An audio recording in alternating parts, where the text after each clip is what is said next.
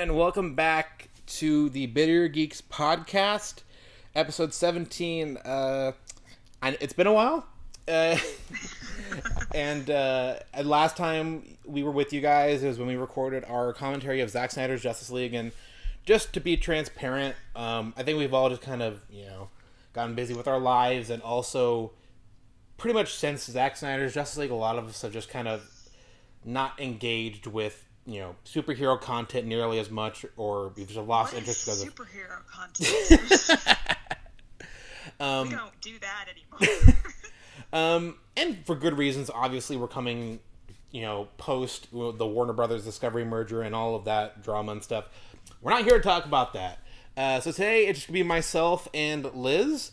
And we're going to be discussing the critically acclaimed and absolutely not hated or trolled upon Lord of the Rings, The Rings of Power series on Amazon.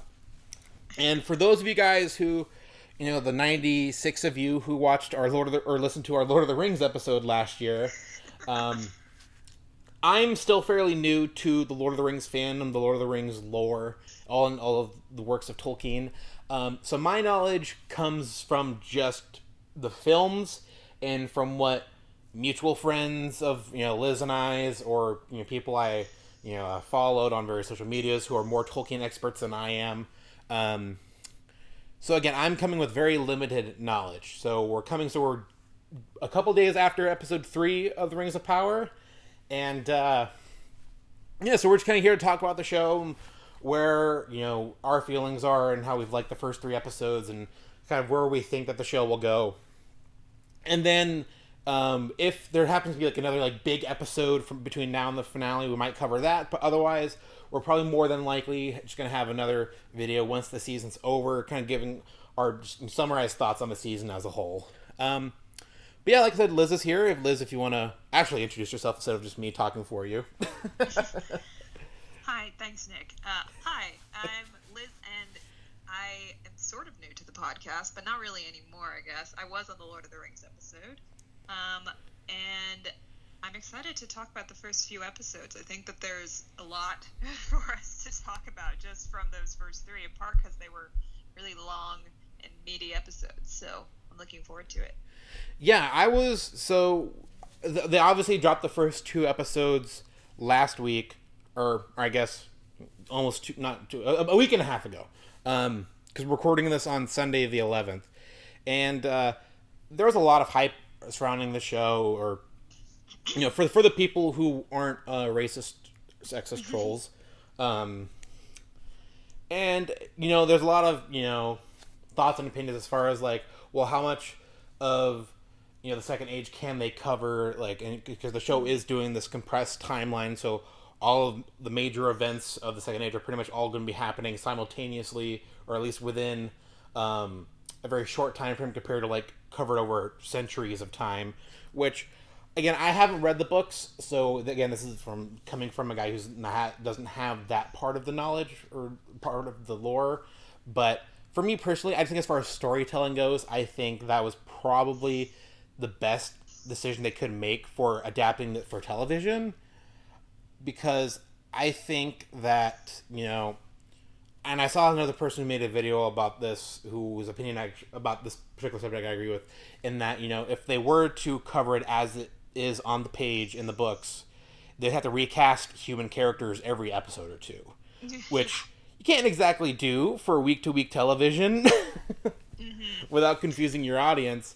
And, for storytelling like this in a series, I just think, if this were like a longer movie, then maybe you can kind of get away with it. But again, week to week television, where every week people are going to be like, all right, well, I kind of already forgot who this person was and this person was, and then if you're going to recast them and be like, oh wait, who was that? I don't remember them from the last episode. So I'm okay with the decision. But Liz, what do you think? As far as the compressed timeline? Yeah. So, I guess I realized while we've been talking, I can't, spoil things, which is so weird. Because, I imagine most people are generally familiar with where the show is going to go, but, there are some things that are going to happen that maybe a lot of people don't know about, and they don't want to know for and want to be surprised by the show. So I guess I'll say that too. Like, I won't spoil anything, like anything major that these characters are gonna do. I mean, if it's in the books and it happens, I would feel like you're okay with saying it, or you should be okay with saying it, because those books have been out for however many decades. I know, but like certain things, like I don't want to spoil like things like character deaths. Like. Sorry, everyone. Galadriel dies. I mean, well, I know she does. Everyone knows she doesn't die, but like, and I guess they can maybe guess some of them, but like, certain things like that. But other things, yeah, I think that you should know. The rings are going to be made in this show, guys. What? I don't think that's a spoiler. But anyway, as far as the compressed timeline, it could have been done, but the only way. Like, for example, like, Isildur is not alive when the rings are made. Mm-hmm.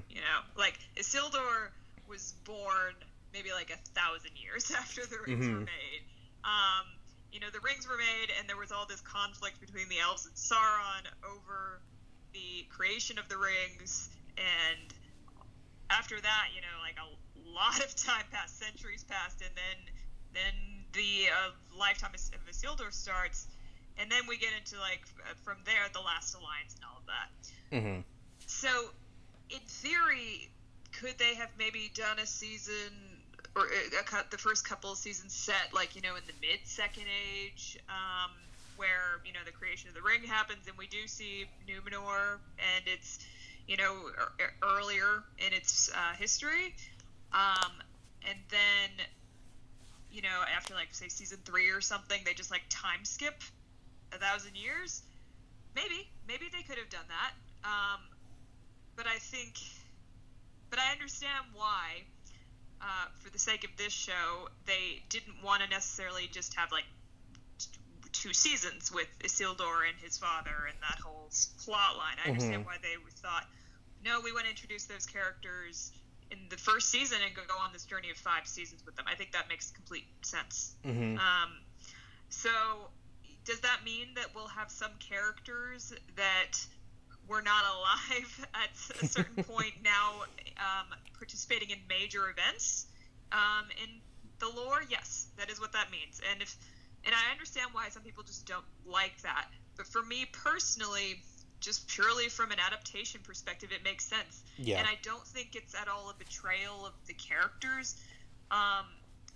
Like Isildur participating in more conflict in Middle-earth, I don't think it goes against his character at all. Just because using him as the example, I think it's actually, it makes sense. So we'll see. I have some questions about how they'll handle certain things, but those will be a couple seasons down the line. And, I can't judge anything before I see it. Yeah.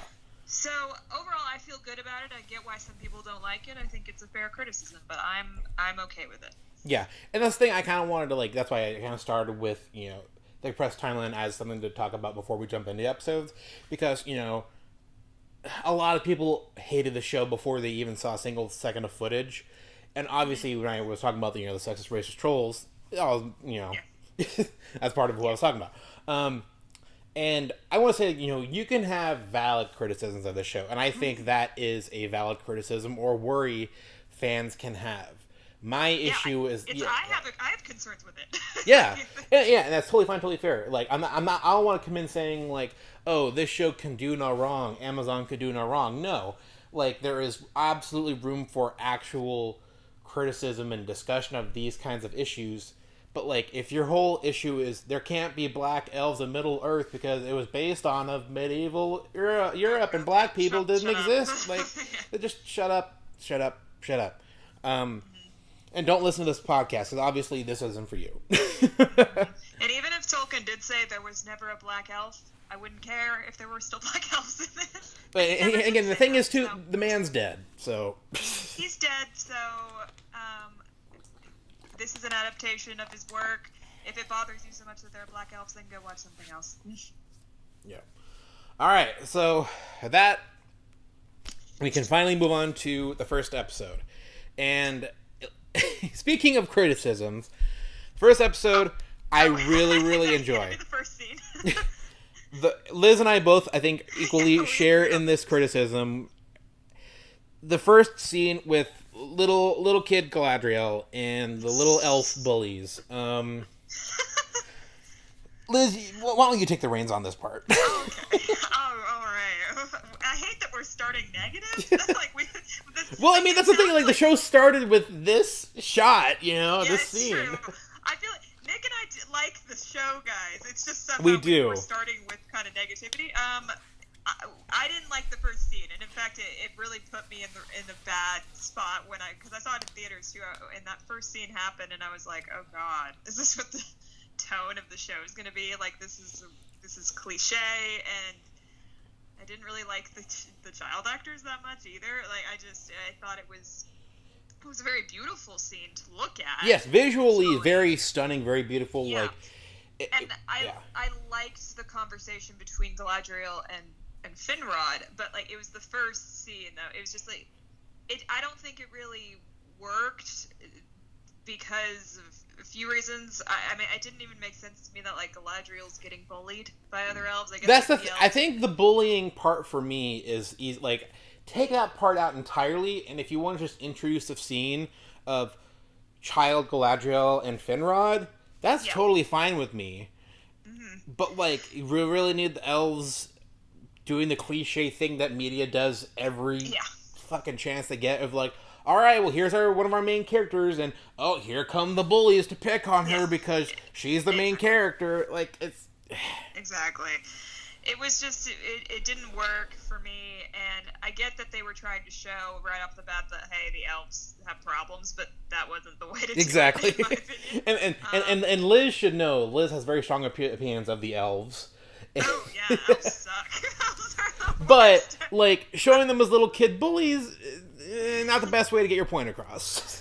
Yeah, like it didn't work for me, and I really wish it wasn't the first scene. It also didn't work for me because like, Valinor is supposed to be remembered so fondly by Galadriel in that same episode, and so it was strange to me that they would start with a negative, having this really negative experience on Valinor, and then later in the episode, like, oh, no one yearns for home more than I, and I was like, okay, but it sounds like a lot of people there were unpleasant, so like, I mean, so that I think it was just odd. It was like that's one writing choice that didn't make sense to me. Like, I mean, and honestly, for me, that's probably my only real huge gripe with the first 3 episodes.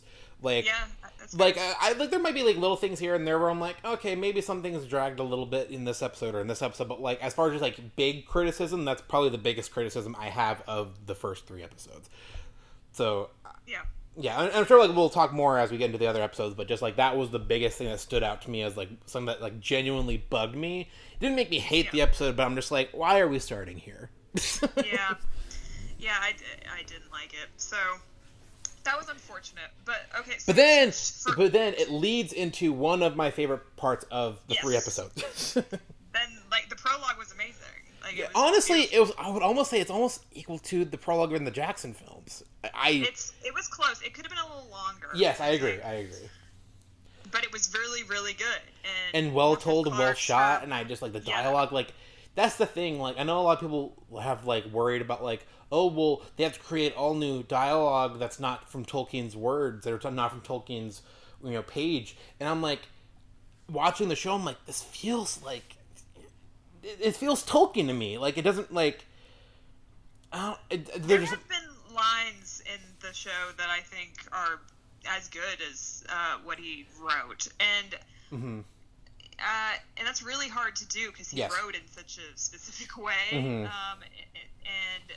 to capture that kind of dialogue and basing it on really nothing, because they don't have... Like, he wrote so little dialogue for the Second Age.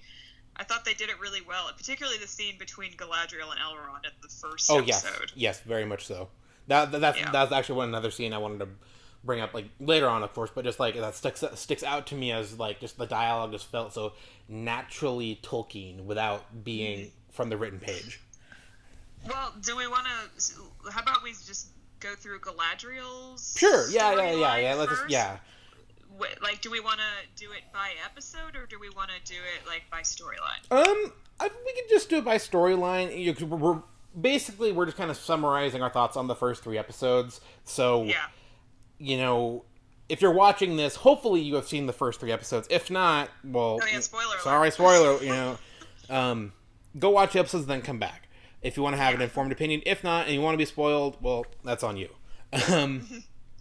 But yeah, I just like from the moment I will say though, as far as like little criticism, the CGI with Galadriel climbing the mountain could have looked better, because I remember when it was that shot in the trailer, I'm like, it just No, I get it. it just looked CGI to me, which like the majority of the show doesn't. It's just I don't know if it was just the ice or just the way that I don't know. I don't know how to explain how it didn't look awful, but like it was just noticeably visual effects to me. You know what I mean? Yeah. But No, that's fair. but that whole scene worked very much well for me. I know some people were like, "Oh, this is woke Galadriel. Like the men can't do anything, and she has to come in and save the day." Okay, well, fuck you. I just like don't even have the energy to dispute that. Like, okay, if that bothered you so much, all right. You know, you could say the same thing about Arondir in the last episode. Or then they ignore, like Legolas sliding on a shield and and shooting all the orcs in 2 towers. Like that's okay, but okay, whatever. Yeah. Okay. I liked the scene. That was a good scene when her posse commits mutiny. That was a pretty good scene. I do like that the show established pretty early that she's not a particularly good leader anymore, and that there are others who clearly also believe that Sauron is back, but that she was the only one that was really actively raising the alarm about it. I thought that all worked. Or lighting the beacon, if you will. No, ha ha ha.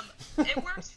It worked well, and it works with her, quest for justice or vengeance, whichever, over her brother's death. I don't know how I felt about how they handled Finrod's death, but it's fine. It's a little bit different from the source material, but so I'll just straight up ask, like, how was it in the source material compared to this? Because obviously, Sauron kills him in the source material. That's not different. They definitely took some liberties as far as Finrod seeking Sauron out. That's not really what he does. They come across he's on an adventure with Beren and Luthien essentially, and he went along with it because he felt this loyalty to Beren, and they get captured by Sauron, and Sauron kills the entire posse, and then Finrod is killed by the same wolf that had been killing all of them, but he kills the wolf too to save Beren's life.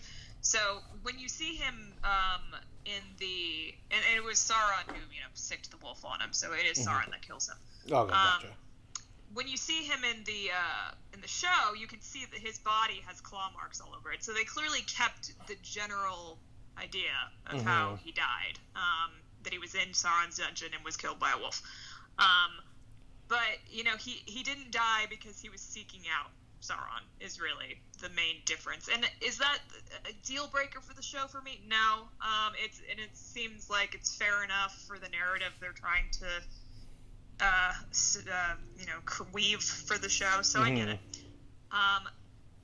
But it works too for Galadriel's motivation, so so I'm not mad about it. I don't love it, but I get why they did it. I will say this, so when we get to the scene with Gil-galad, and when he basically says the war on Sauron is over, I just I don't know what about that just seems just so funny to me, just knowing that Sauron obviously isn't gone.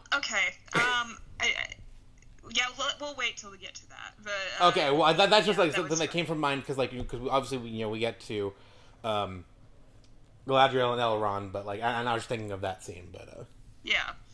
Well, Okay, let's. What is the next scene we see with Galadriel? Okay, when she's in Linden, all of her scenes with Elrond are great. Yes, yes, I agree. They had excellent chemistry. Mm-hmm.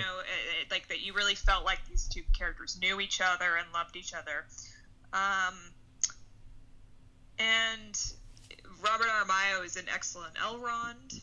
Yes, very much agree. So I thought that their scenes in the first episode are probably just in general the best ones. Mm-hmm. I agree. And then, okay, yeah, we do see. So the big thing, and this was the whole thing for me, because I think now is the fair time to get to it, is like, Galadriel, Gil-galad's saying, okay, she can go back to Valinor.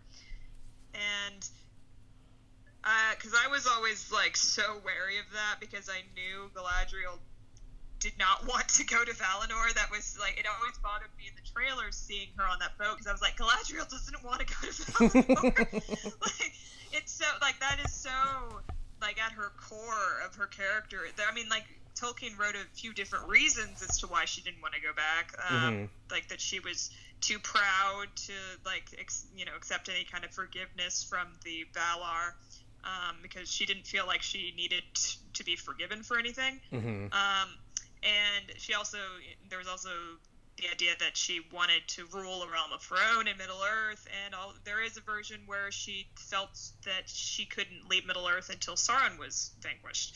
So that was a totally, that decision was fair. But it bothered me so much to see her on that boat, because I was like, oh my god. Because what it looked like in the trailers was that their ship to Valinor gets attacked by that sea monster. Oh, right, yeah. That was what I always thought was going to happen, so I was like, oh my god, they're having her go to Valinor and it gets interrupted by a sea monster? That's terrible. I hated that idea, because it implies that she was going to go back until she was interrupted. But that's not what happened. What do you know? You should wait before you judge a show. Exactly. That's why expectations don't always equal reality, people. Yeah. So when we saw what happened in the show, I mean, some people think she never should have even gotten on the boat, that even getting on the boat is too out of character, and I'm like, okay, but, like, clearly they wanted to go with a very visual representation of her rejection of Valinor. And I understand that. So, to me, her getting on the boat thinking, okay, I'll go back, and then just being like, oh, no, I'm not going back at the last minute, worked. Yeah. I thought it was a good moment for her, and it was really well acted. That's the thing. She is killing it as Galadriel. I don't know if I'm ready to say this, but she might have the best acting performance of the show so far. Again, we're only 3 episodes in, but it's hard to say. She's had the most to do. Yeah. Well, I think you're right. Because I think part of it is like she's gotten probably some of the most screen time of any of the main characters. Like, cause even Elrond wasn't in episode 3. Arondir maybe the closest. Arondir has had a lot to do too. I would say he's probably second. It's like probably it's like it's Galadriel, Arondir, and then the Harfoots probably have had the most screen time. And I will say the whole like boat scene and that visually also beautiful. Like it it was gorgeous. Like I can't even really think of any other than the one shot I mentioned earlier. Like the show just like visually looks so good. Like there are hardly any shots that don't look good to me. It's like I feel like they do really pay attention to detail and making sure that it looks good and that you feel like I know that so many of the shots are CGI, but I do feel like, not to make a comparison to the Jackson films, but obviously as far as like a visual representation of what Middle Earth looks like, that's pretty much all we got. At least in in a real life, quote unquote real life setting. But like I do feel like I can feel like that these are practical sets or like miniatures or like I feel like these could be actual physical places. I'm not thinking like, oh, this is just a CGI environment. Like it's very, very great. It's just a great looking show. Period. Yeah, it's beautiful. I mean, it's incredibly cinematic. The entire show. That's why I'll be jealous. It for the first time. I'll be jealous. Always be jealous that you saw it in theaters. They really need to just bring that back for like every episode because it's such a cinematic show. It's amazing. Okay, so I guess to try to like breeze through the rest of like the next 2 episodes of Galadriel, do we want to do it that way? Yeah, sure. Yeah, I think that makes some sense. So we don't just like jump back to her with every episode. Yeah, so the second episode is that's when she meets with the survivors of the shipwreck, right? Yeah, okay, that's when she meets them. So, I mean, she's making her swim back to Middle Earth, which is funny. I will say though, like yes, when that happened, and she jumped off the ship, I'm like, wait, she have to swim all the way back? Yeah, she does.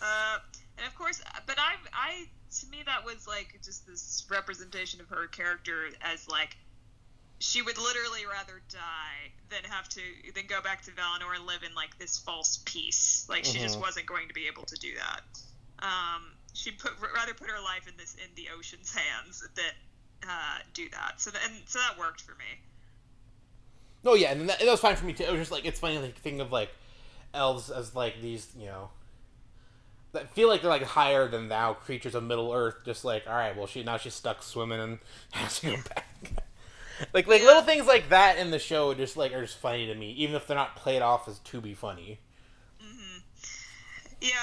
All right, so yeah, the next episode of Galadriel's just very long swim with some shots that are like Jaws, which was fun. And she meets up with the survivors of including our boy Sauron. Oh wait, no, sorry, Halbrand. Yeah, Halbrand, and so we meet another main character when she meets him, and he's immediately clearly kind of fishy. Off. Sorry, no pun intended. Yeah. We're clearly supposed to think something's off with him almost right away, because like as soon as that sea monster shows up, he's the one that's like, okay, bye to everyone on that raft, which was a little bit funny. And I mean, I know that was like his, he's kind of a bad person moment, but I was like, that was fair. It was a fair decision. I don't think that can really be held against him. Yeah, I know. But I agree. Like, it's very much played off to be like, you're not supposed to fully trust him as a character, and that's so... Oh, that's for sure. I mean, I wouldn't... when you saw that, you think, I don't want to be stuck on a raft with him. But it was also kind of fair. No, I agree. But I just think it's like as far as storytelling, I think that's played off to be like, oh, well, he's abandoning his own. Oh, yeah. So, it's... And it is bad, especially if what we learned about him in the next episode is true. The idea that, like, oh, damn, you really you have no problem leaving people to die, and you're supposed to be some kind of leader? That's not great. It's not even just that. Like, that's clearly sketchy behavior from him, and the writers intended it to be. Yeah. But it was clear from that whole scene with Galadriel that, he was withholding information from her. Yeah. And was just not being very forthcoming, and you can just tell that there's something like off about him. So he's clearly someone we're supposed to be unnerved by in some way. But then we have that storm scene, and he gets his hero moment, which is, I thought it was a really good scene, just the way it was shot, and the music was excellent. He has a really good theme. They give Halbrand a really good theme. Yes, and I do want to mention real quick, just like, I know everyone kind of wanted Howard Shore to come back as to be the main composer. Bear McCreary is doing incredible work in this. Howard is great, and I'm honestly not sure that Bear has a track yet that's as good as either the Rohan theme or the Shire theme, but I think what Bear's doing so far is excellent. Oh, I completely agree. And, like, it's different without feeling like it's not the same sort of DNA of the Shore themes. You know what I mean? Like, it still feels like you're watching and you're listening to Lord of the Rings without especially kind of the dwarf themes that really remind me of some of the things from The Hobbit. Yeah, there I will agree. Yeah. Which I think like even then, like, I think that the dwarves just like have that, like, like, we'll get more into it as we like talk about the dwarf stuff in episode 2. We're gonna talk about them. They're great. Yes, probably some of my favorite parts of the whole 3 episodes. But yeah, the way that, like, you just feel like that sort of theme, even though it's not exactly the same as The Hobbit, they just have that sort of like heavy, loud, vocal, like, it's hard to describe, Yeah. but like I just feel like they have that sort of theme to them that like it's just it fits very much fitting, and the music is great from episode to episode. Like I don't feel like I don't have like a theme that's like stuck out like I can like hum in my head or anything yet. But I feel like if I once I rewatch the season as a whole, I probably will find something. But I think that the Nori theme is the best one. I think it's excellent. Okay. If you want to go listen to that one again, it's great. So yeah, Bear McCreary, call us, be on the podcast. We'd love to have you. Yes, very much so. Anyone who will come to our little podcast that no one listens to, please. Yes. That is really just for us to talk. But anyway, yeah, I thought the storm scene was beautiful, the way it was shot. And I thought it was a good moment for them to forge like a companionship, with him saving her life. And it's part of the reason I don't believe a certain theory that is going around. To me, that was his moment where, like, he's the scoundrel with the heart of gold. Like that's how that scene came across to me. Yeah, and honestly, I kind of just feel like that's more or less what his character is. I don't like. I joked about it earlier, and you like avoided saying it to avoid spoilers, but I just straight up said it. Like how I joked that he is Sauron, but like Stop. But like we can talk about that for a second if you don't have to. Okay, do we want to get into it now? I mean, I can just say briefly, I don't think he's Sauron. Point blank. Okay, period. thanks, Nick. Yeah. All right, so great. JD and Patrick, I hope you heard that. Nick said he's not Sauron, so he can't be Sauron. Plus, like, I just feel like, and who knows? Like, could they have him be Sauron at some point? Like, is that a possibility? Sure, I guess. I don't know what like the actual likelihood of that being a possibility is. I would personally have it low, but just like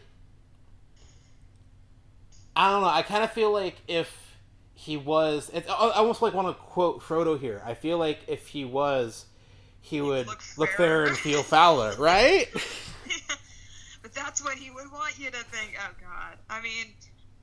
Listen, there are a million reasons why that doesn't work for me. I don't buy that, like, Sauron stole that necklace that Halbrand's wearing and would be looking at it somberly, specifically to trick Galadriel into thinking that he's a secret royal from the Southlands, which he knew she would figure out. Like, that's too much. Like, I get that Sauron is smart and a trickster, but I don't think he is that psychic. It's like, yeah. And also, I'm not sure under any circumstances I buy Sauron saving Galadriel's life. Like that just doesn't. I would.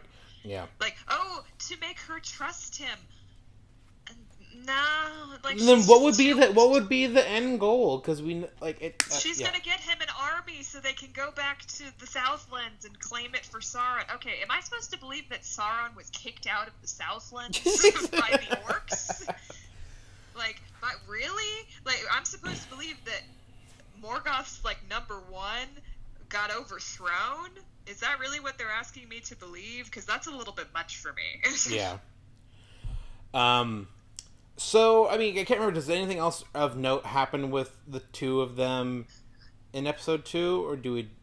No, not really. Oh, okay. It was really just them meeting, having that whole conversation, and then they, have this scene in the storm, which is a great scene, but yeah, that's really where it ends for them. Alright, so episode 3.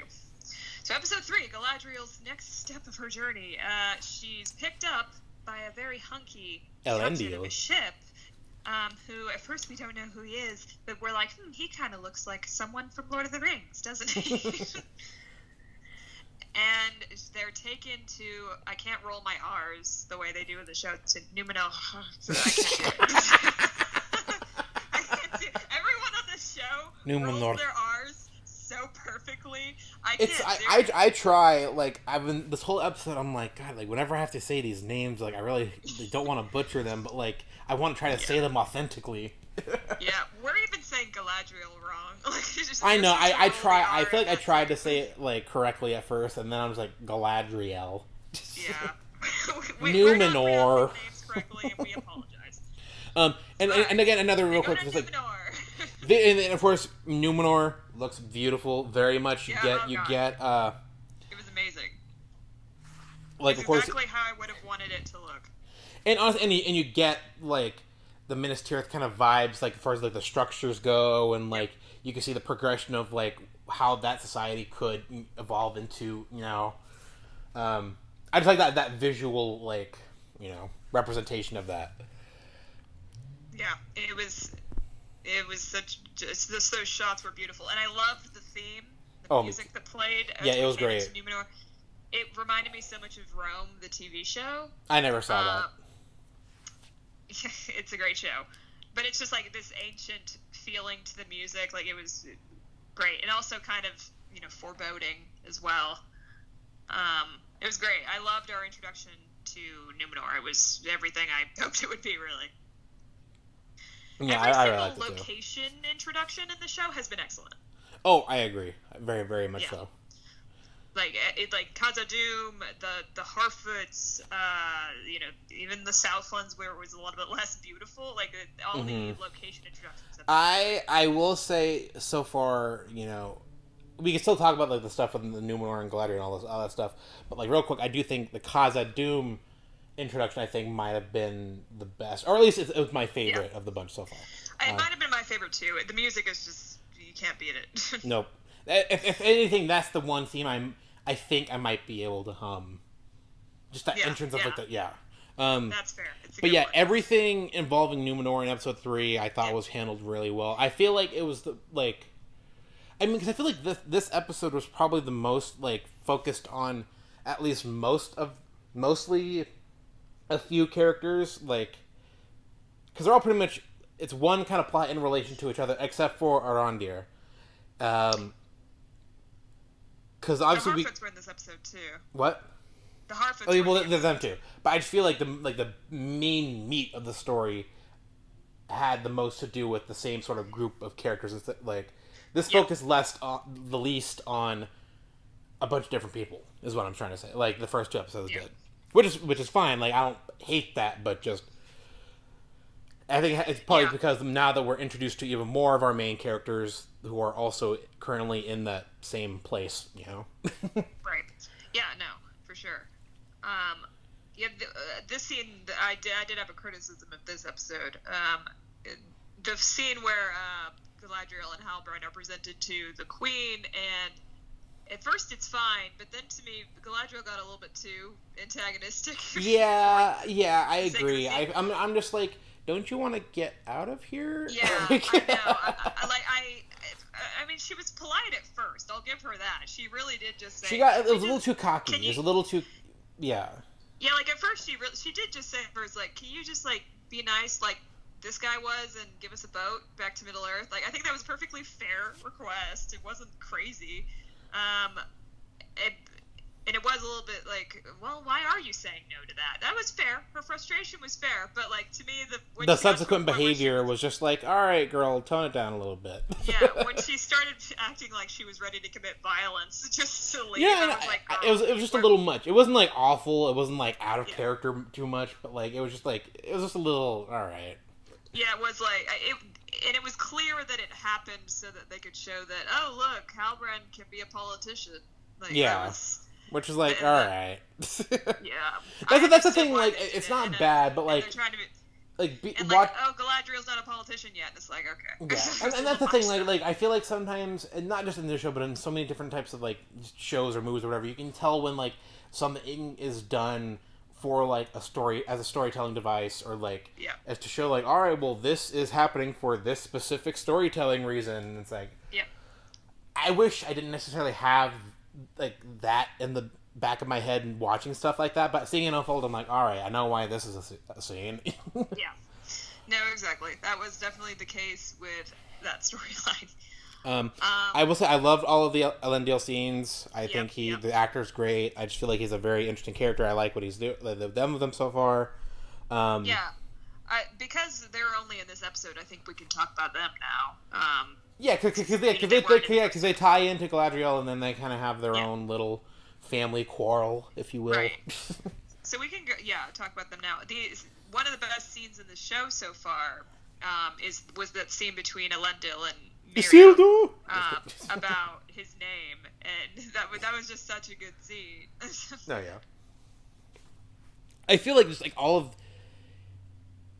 again, other than the scene that we talked about, I just feel like so many of the the character interactions in the third episode, were just done so well. And I just like, not that wasn't present in the first few episodes, but just like, I feel like the show is doing a very good job of introducing all these characters, and like, I do too. The actors all have great chemistry, and like, I buy it immediately. I'm not sitting here like, all right, well, this feels forced, or like, all right, like, we're kind of spinning our wheels here. No, like, everything just feels so organic, and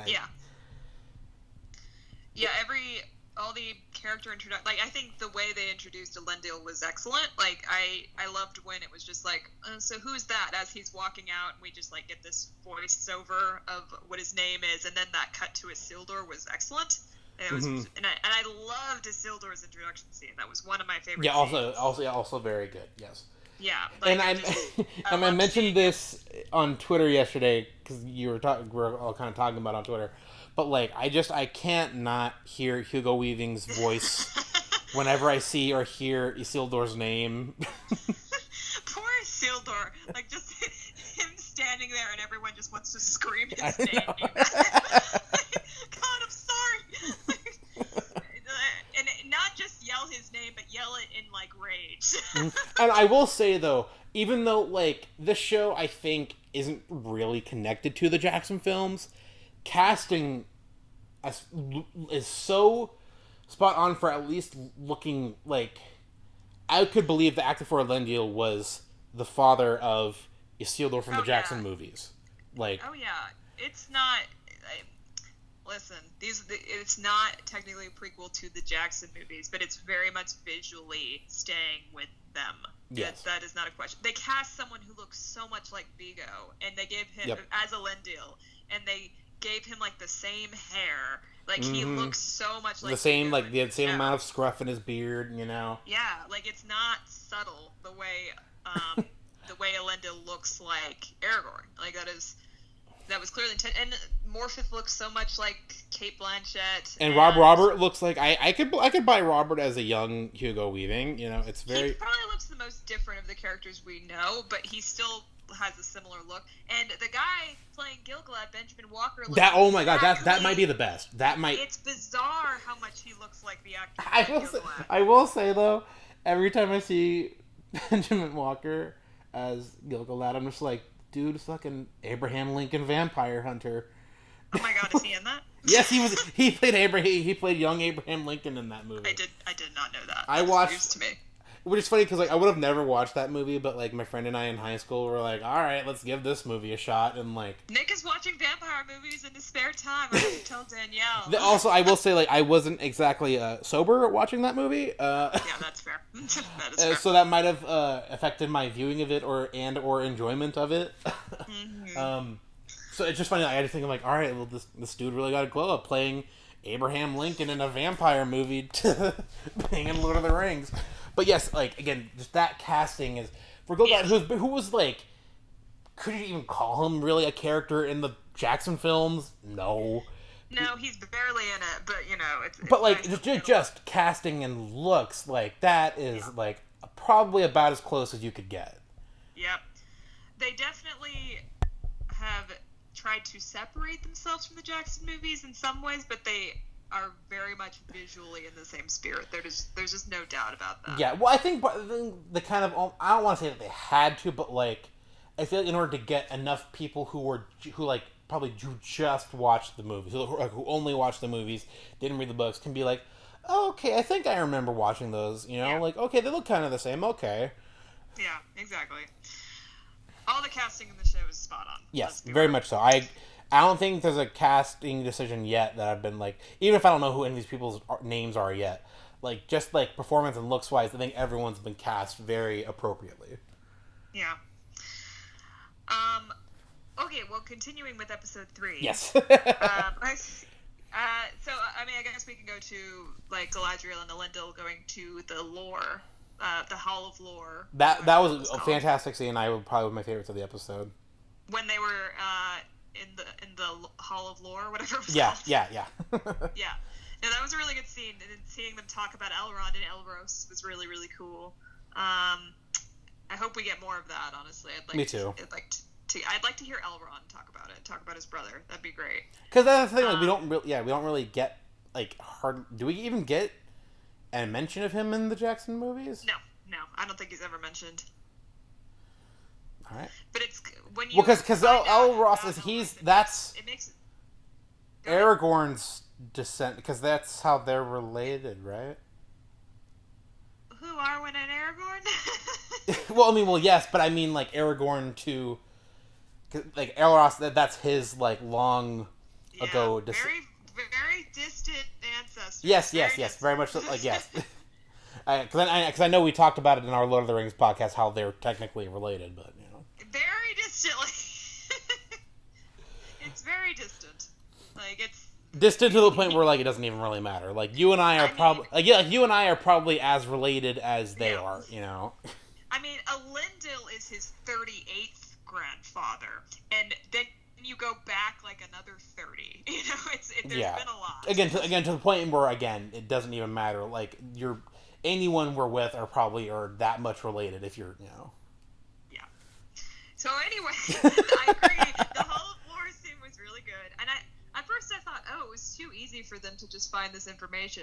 But then I also was like, no, this was the right call, because by this point in the fandom space, everyone had realized that was a map of Mordor. Mm-hmm. Some people realized that, like, when it first showed up, like, in the trailers, that's a map of Mordor. Like, they saw it immediately. So it actually didn't bother me that, like, she, you know, looked at one thing and was like, oh, it's a map. Also, by that point, she knew where Halbrand was from, and she knew where the orcs were. Yeah. So that made it like, oh, yeah, like, she realized that this is a location. It's not a... So that worked for me. Like, some people, I think, were like, oh, it's too easy. But I was like, it was kind of obvious. And I think they needed to give us that answer, so because all the fans knew what it was at that point. Like, don't keep something a mystery that fans very clearly figured out, like, months a long ago. time. Yeah. So that was a really good scene. I agree. And I liked it, too, because it was a good scene of those, like, Elendil and Galadriel, like, kind of making this partnership. Mm-hmm. And we see Galadriel in that scene as, you know, softening up, which I think was necessary. We hadn't really seen her that way since Elrond. Mm-hmm. So it was nice to see her, like let her guard down a little bit. Yeah. Like, she, you know, like, she could see that, you know, Elendil was not her enemy. Mm-hmm. So I liked that a lot. And then after that, isn't her next scene just the scene with Halbrand in the jail? Yeah, I think that was it. Yeah, I think you're right. Yeah, I think so. Yeah, we see Halbrand. I guess we can go over what he did too. Halbrand, like, in his blacksmithing wannabe phase. Mm-hmm. And that's another reason people thought he was Sauron. But see, here's the reason that didn't work for me. Sauron wouldn't be begging some random human to let him blacksmith with him, like, or whatever the verb of that is. Like, I don't see him behaving the way Halbrand was behaving in that scene. Halbrand was, like, about to, like, he was basically begging that guy. Whereas I don't think Sauron would be acting like that. And then we see Halbrand get into a big fist fight. What did you make of that scene, Nick? Is he Sauron? I definitely didn't think that. If anything, I kind of got, like, a little bit of, like, Aladdin vibes. Oh yeah, with his pickpocketing. Mm-hmm. And then like, Galadriel was, like, jumping from the roof to roof too. Oh yeah, earlier. I liked that too. That was funny.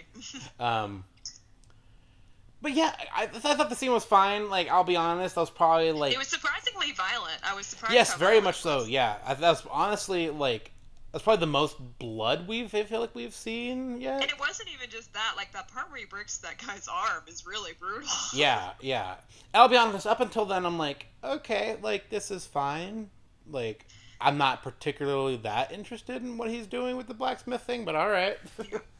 I think that scene was there I'm operating under the assumption that he's not Sauron. Please, God, don't let him be Sauron. Watch we're saying all this, and like literally, we're gonna find out like in the next episode. All right, he's Sauron. I'm gonna hate everything. I just don't like it. It wouldn't work for me.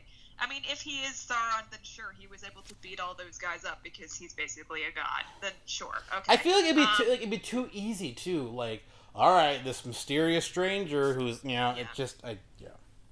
Yeah, exactly. But to me, that scene was there to show that there's like this dark side to him. I think that was kind of clear. I mean, he was defending himself in a way, but he also was like antagonizing. Yeah. So that was the point of that scene to me, to show that, like, because as I was watching it, I thought, oh, if he's really a secret royal, then like he's clearly got a bad temper and would maybe be the kind of person that would take a ring if he's a future Nazgul, perhaps. Mm-hmm. So I guess getting into the secret royal part, his next scene is when Galadriel sees him in the jail cell, and she's found out that the sigil he wears is the sigil of a royal house of the Southlands. Mm-hmm. So what did you think of that reveal? Did you believe it when you were watching it? At first, I'm like, I don't know. Like, I'm really trying to not get too much into my own expectations of whatever he may end up being. Like, I'm trying to let the show tell that, but at the same time, I'm just like, part of me, I don't want to trust whatever they show in front of me. You know what I mean? Mm-hmm. Yeah, I mean, personally, I liked that reveal because I predicted it. I mean, it's always nice to be right. Sorry? I said it's always nice to be right. It's nice to be right. And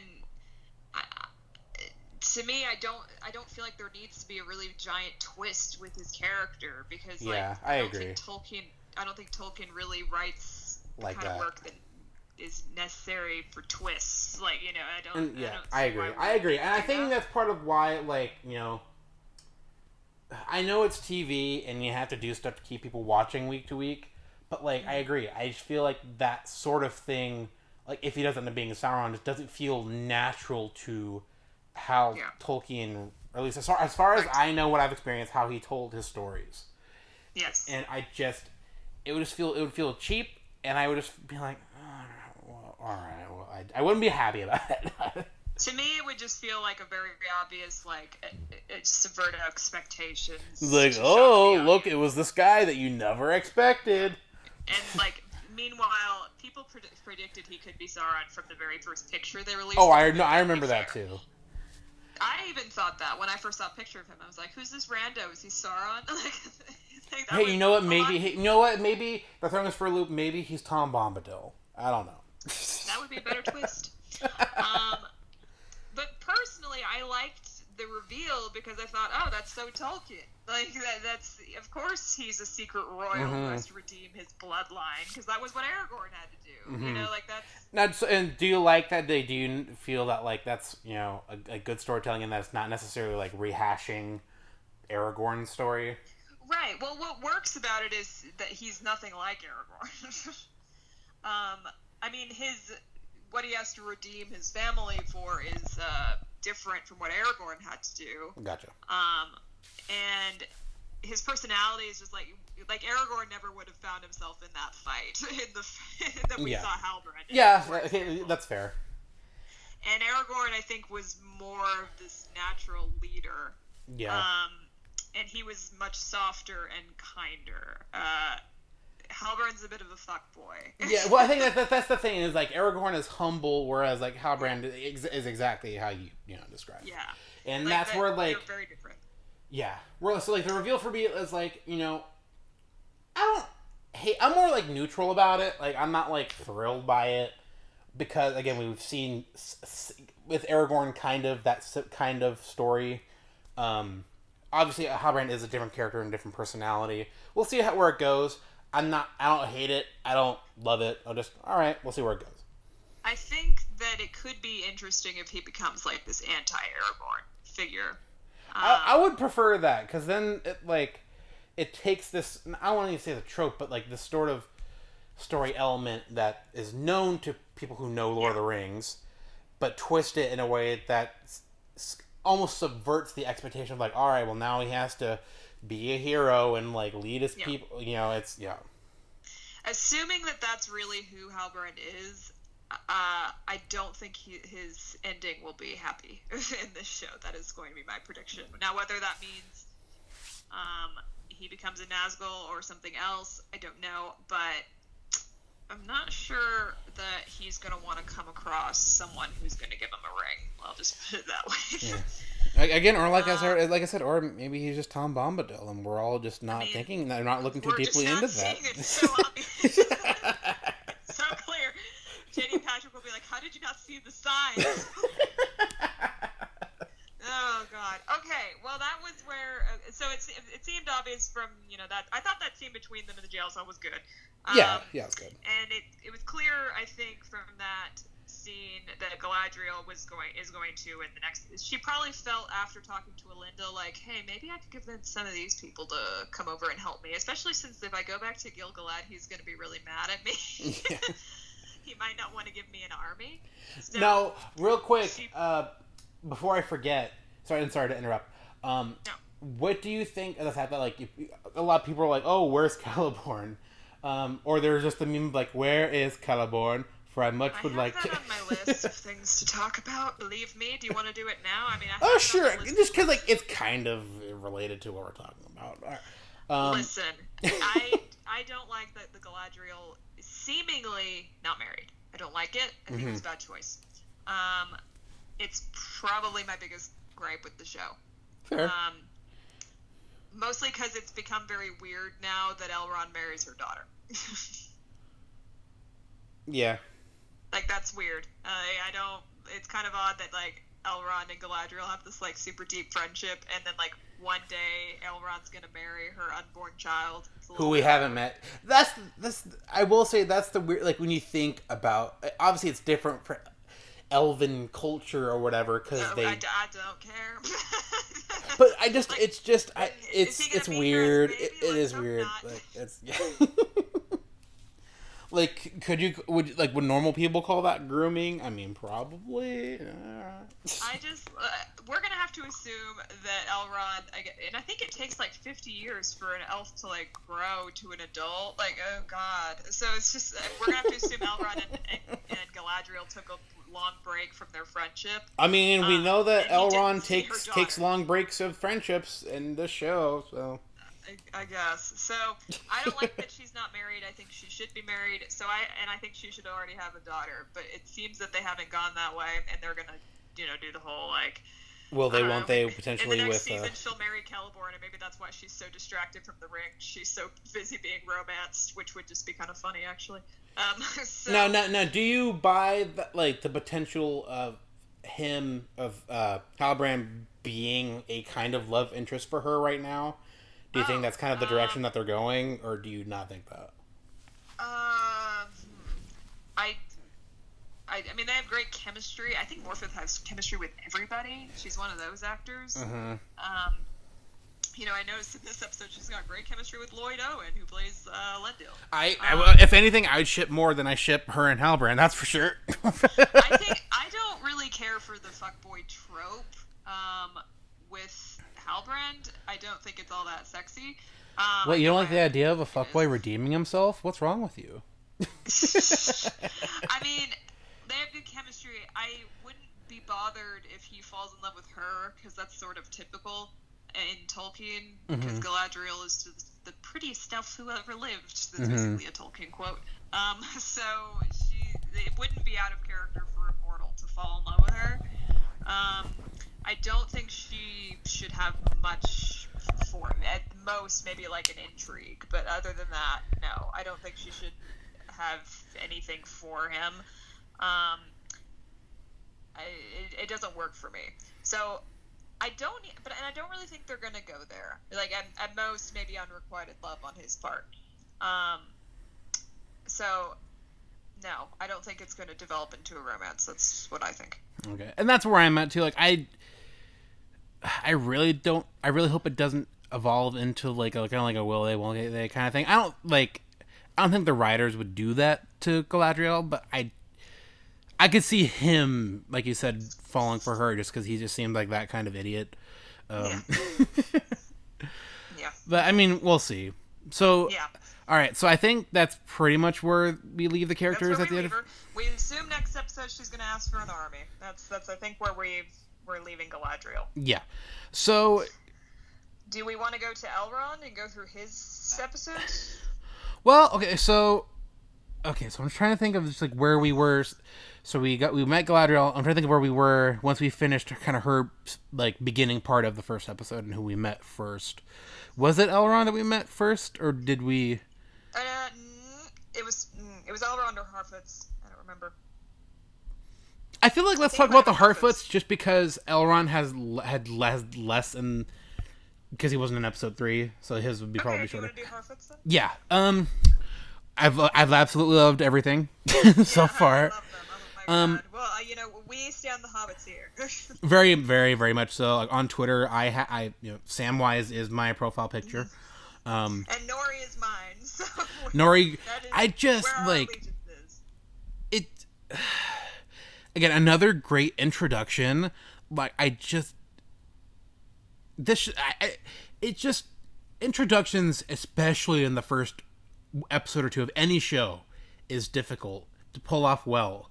Because a lot of people, and I feel like in almost any show, the first episodes are usually the weakest. Because the show kind of like fighting its footing, and you're like, all right, well, like, it could be a little messy. It's not going to be great. But honestly, like, every character introduction, especially of the Harfoots, was handled so well. Their introduction scene was maybe the best scene of all 3 episodes. Yeah, for me, it's probably them, and then we'll get into later on with the dwarf. But just like, Yep. like I feel the DNA of the hobbits that we know and love from where we meet them in Lord of the Rings. I feel that there, and like the casting is so on point with everyone. It's you can go ahead because I'm just I love it so much. No, I agree. I mean, like I was immediately just like taken away by their introduction scene. Like it was just the music and just like how it felt so true to who hobbits are. Yep. That they, before they found the Shire, were just doing this. And I like the idea that they're these nomads, and they're just like this migrating people, and that they hide because they're so small, so they have some kind of reason to, not want to be seen. Because they're a little bit more vulnerable than a normal human. Mm-hmm. So I really loved their introduction. I really like all of the Harfoots. I love the main family. I love Nori, the Brandy, and the Poppy. Harfoots, Brandy, yeah. And I like Sadok, the leader. He's really interesting. I love his voice. I don't know what it is about his voice. It's a very, like, soothing voice. Yeah. Yeah, I mean, I think that their scenes add a really nice feeling of levity. I know they're somewhat controversial. I mean, I think it's pretty split. People love them or hate them. Some people think they're just not necessary, and I understand that. But like, I am just always going to want hobbits or ancestors. I completely agree. I think it was once we got the Lenny Henry casting. I think that's when is that when we knew for sure that they were going to be on the show, or did we know before that? It was rumored very early on that Lenny Henry was playing a hobbit, but that was really one of the first rumors, like back when they were still filming, I think. Mm-hmm. So basically, once we knew for sure that they were coming, that was probably when I got the most interested in the show.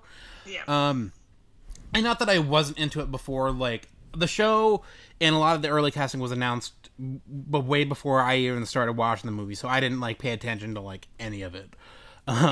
Until Liz forced me to watch the Lord of the Rings trilogy. And I insisted, yep. And she insisted for a very long time, and then I finally caved, and here we are. I think the Hobbits, in my opinion, are some of the best characters of Middle-earth. Yes, they're the best. And obviously there's a reason for why, they were able to, help Frodo carry the ring to Mount Doom. There's a reason why, Bilbo was chosen, and this show just is handling their introduction so incredibly well. and again, you feel the DNA, even if like again these aren't directly connected to the Jackson films. Like, you feel that like these could become these characters and their culture will become and evolve into that. Yeah, very much so. Like, and it's so interesting seeing the beginnings of that, just how nomadic they were and how fearful of big folk they were, and how they basically were like non-existent to the world at large, you know, because they hide themselves.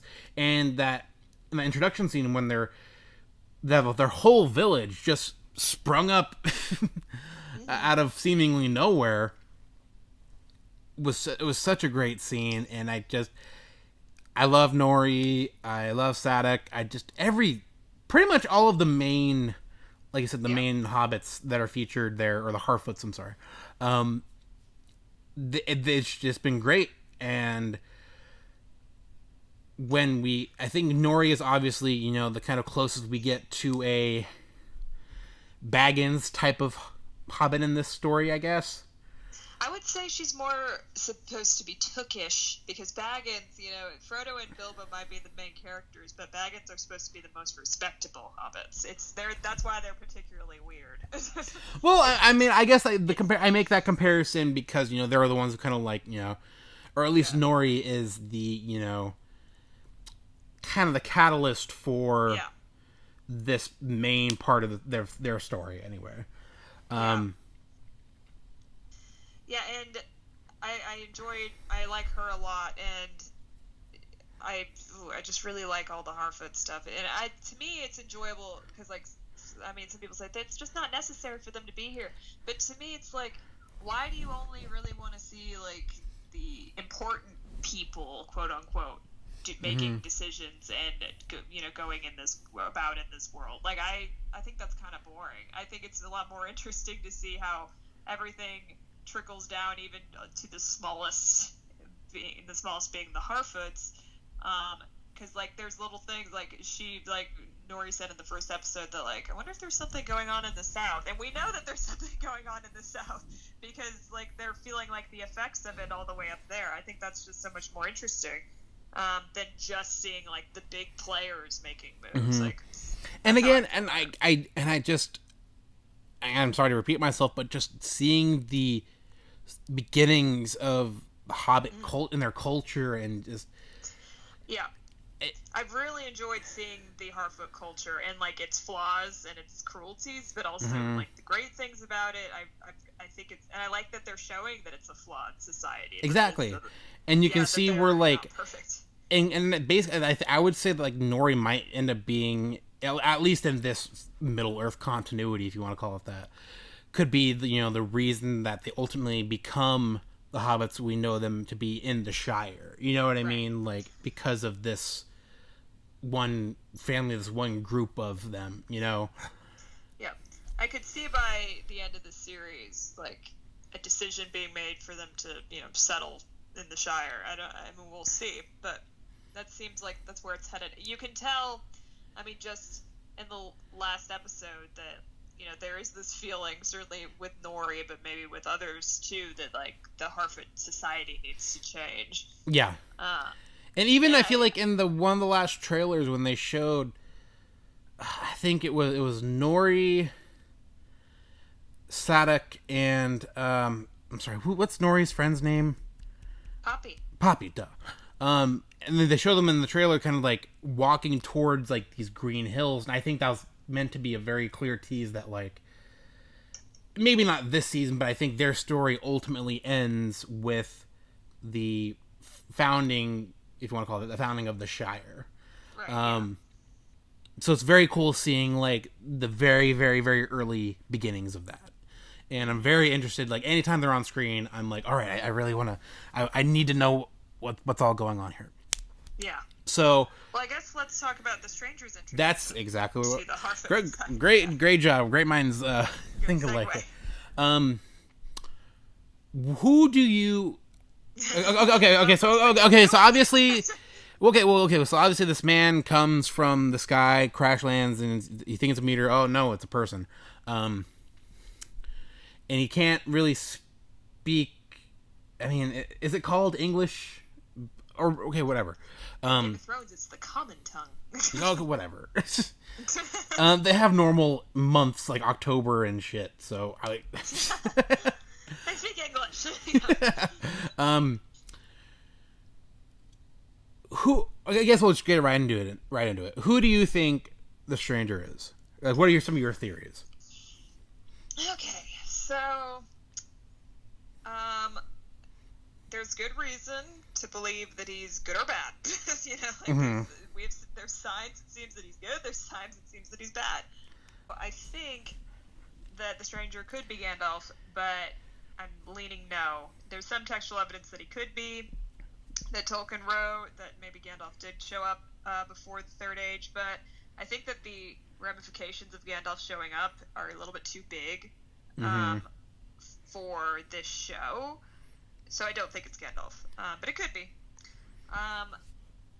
I think someone on Twitter and I have been talking about who he could be, and I think either of these theories are plausible. It could be a blue wizard, because the blue wizards, there's more textual evidence that they were around in the Second Age.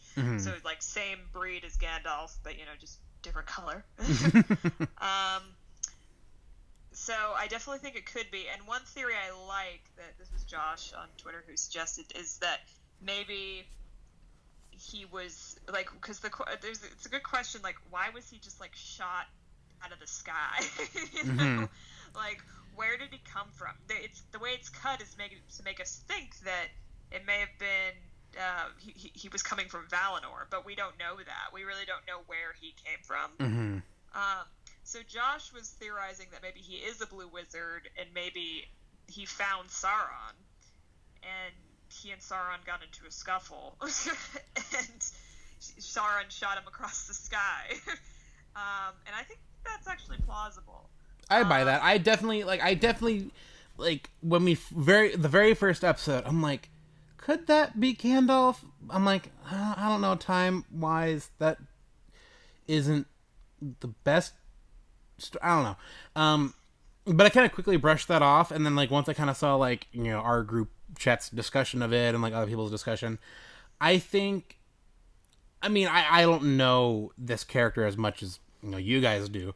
So you mentioned the Blue Wizard. I think that's definitely probably one of the better possibilities.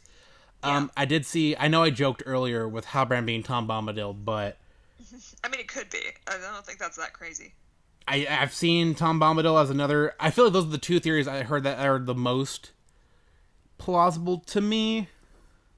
Just because I just think it's too early for Gandalf, and like I feel like if you're taking another major known character from the films or the story, I mean, and putting him in here this early, I'm like, all right, I feel like you're kind of just doing that because you want people to know the characters in the show.